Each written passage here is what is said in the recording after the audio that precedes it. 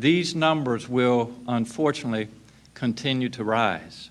As I said yesterday, we are in this for months, not weeks. So we are taking additional actions to keep Virginians safe. Today, I am directing all schools in Virginia to remain closed at least through the end of this academic year. And today, I signed Executive Order 53, effective at midnight tomorrow, to put additional restrictions on establishments that serve the public. Restaurants can remain open for carryout, curbside, and delivery service only. All recreation and entertainment services, such as bowling alleys, theaters, fitness centers, or racetracks, must close. Personal care services that cannot adhere to social distancing, like barbershops, spas, massage parlors, must close.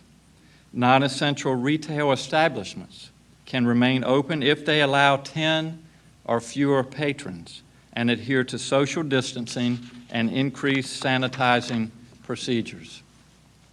Essential services like grocery stores, health services, and businesses in our supply chain will remain open, but they must adhere to social distancing and increased sanitizing procedures. And gatherings of more than 10 are banned.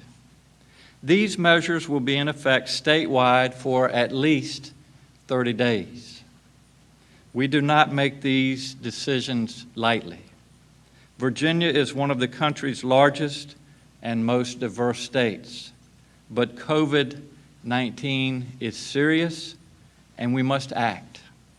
Unfortunately, the virus does not respect national borders or state borders. It is now everywhere, or it will be soon.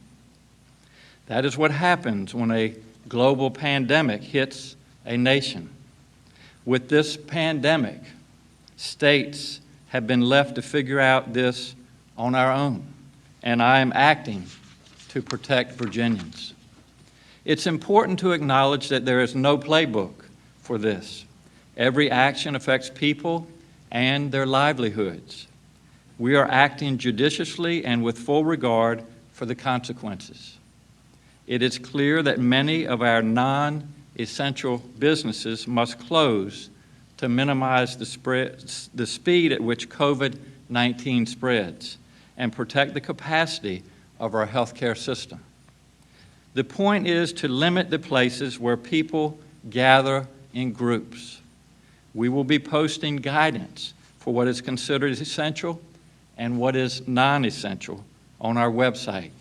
This list is not exhaustive. You can expect it to change. I want to be clear, essential businesses will remain open. These are things like grocery stores, pharmacies, banks, and others. You will still be able to buy food and necessary supplies for you and your family. I also want to be clear about the expectations for essential businesses that remain open. Social distancing matters everywhere. So essential businesses that remain open have a responsibility to adhere to social distancing recommendations. You need to step up sanitizing practices on common surfaces. You can find more workplace guidance from the CDC, OSHA, and the State Department of Labor and Industry. Make no mistake, if you are essential and open, you have a special responsibility to do the right thing. To help make sure Virginians hear these messages about the importance of social distancing, we're launching a statewide communication effort, including targeted messaging on VDOT's highway signs. Now, let's talk about our schools. School closures are necessary to minimize the speed at which COVID-19 spreads and protect the capacity of our healthcare system. I know this raises a lot of questions for parents and also for our students. Let's start with the academics. I want to thank our superintendents, our teachers, and other school leaders who have been caring for the families in their schools during this crisis. They sacrifice every day in normal times, and they are providing a tremendous example today. I'm hearing stories about people doing reading lessons on YouTube, teachers calling parents just to check in, and volunteers showing up to help package food for our students. This is what it means to serve others, and I thank all of you for doing that.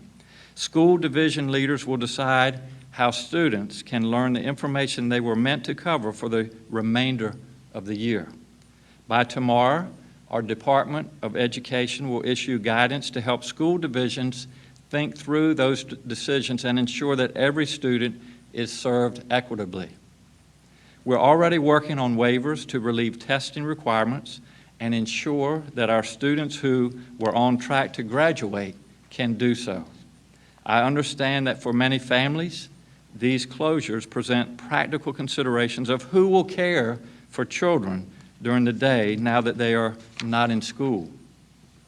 These questions are especially pressing for our essential workers, such as our doctors, nurses, and first responders, our grocery store workers. These people keep our communities functioning. We have 1.2 million children under age 12 in our Commonwealth, and half of them are in public schools or preschools. A Yale study estimates that 80,000 of them may be the children of healthcare workers. So we need an urgent public-private response. Today, I'm calling on our local communities, private daycare providers, community child care partners, and public schools to rally together to provide child care for the young children and school-age children of essential personnel. Our child care providers are also essential personnel. We must rally together to fill this pressing need across the Commonwealth while following strict public health protocols to keep our children safe. Today, our Department of Social Services and our Department of Education will issue guidance to communities about how to provide emergency child care services for essential personnel. Finally, I want to recognize the extraordinary work of everyone at the Department of Education and in our local schools who are continuing to make meals accessible to students during these closures.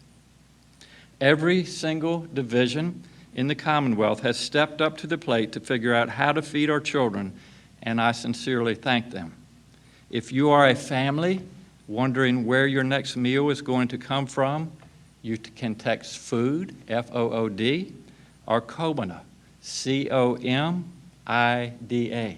So that's C-O-M-I-D-A to 877-877 to learn more about feeding sites closest to you. Now, let's talk about what this all means for us as Virginians. We are moving into a period of sacrifice. Most of us have already begun to experience this. Many businesses are closed already because their owners have done the responsible thing. I thank them for the tremendous sacrifices they have made. There is more ahead, and things are changing fast. Just last week, we announced one of the lowest unemployment rates in the country.